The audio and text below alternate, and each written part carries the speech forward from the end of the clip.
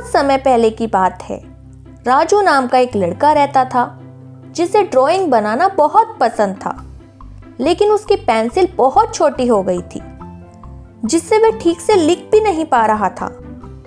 एक दिन जब वह अपनी फटी हुई नोटबुक को देखकर उदास बैठा था तो उसके दोस्त मोहन ने हंसते हुए कहा, अरे राजू, अब तो तुम्हारी पेंसिल इतनी छोटी हो गई है कि चींटी भी इससे लिख नहीं पाएगी। राजू बिना कुछ बोले गांव के पुराने बरगद के पेड़ के पास जाकर बैठ गया। तभी एक रहस्यमय बूढ़े बाबा वहां आए। उनकी लंबी सफेद दाढ़ी थी, आंखों में चमक थी और वे एक सुनहरी छड़ी लिए हुए थे। बाबा मुस्कुराए और बोले, बेटा क्या हुआ, इतने उदास क्यों हो? राजू ने धीरे से कहा, मेरी पेंसिल खत्म होने वाली है और मुझे ड्राइंग बनाना बहुत पसंद है, लेकिन अब मैं क्या करूं?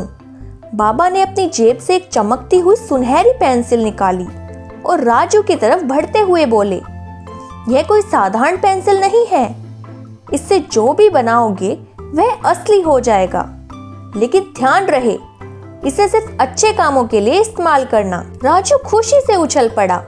उसने सबसे पहले एक बड़ी प्लेट में स्वादिष्ट समोसे बनाए और वे असली हो गए। फिर उसने एक नई नोटबुक और रंग बिरंगी पेंसिलें बनाई और वो भी हकीकत में बदल गई। अब राजू हर दिन कुछ नया बनाता। कभी वह अपने दोस्तों के लिए नए कपड़े बनाता तो कभी गरीब बच्चों के लिए किताबें। गांव के लोग उसे चमत्कारी बच्चा कहने लगे, लेकिन यह सब देखकर मोहन को ईर्ष्या होने लगी। उसने सोचा, अगर यह पेंसिल मेरे पास होती तो मैं ढेर सारे सोने के सिक्के बना लेता। रात में जब राजू गहरी नींद में था, मोहन चुपके से उसकी पेंसिल चुरा ले गया। वह बहुत खुश था और जल्दी से एक सोने का सिक्का बनाया, लेकिन जैसे ही उसने सिक्का उठाया वह धूल में बदल गया। वह फिर से कोशिश करता रहा। सोने के गहने, ढेर सारे पैसे, चॉकलेट, लेकिन सब कुछ मिट्टी बन जाता।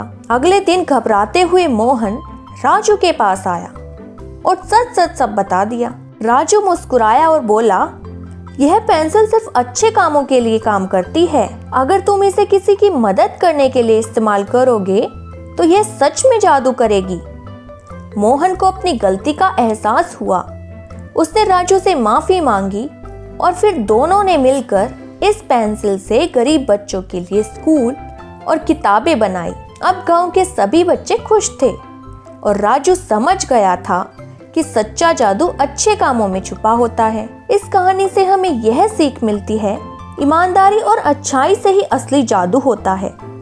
अगर हमें कोई ताकत मिलती है तो हमें उसका सही इस्तेमाल करना चाहिए। सिर्फ मेहनत और सही सोच से ही हम अपनी जिंदगी बदल सकते हैं।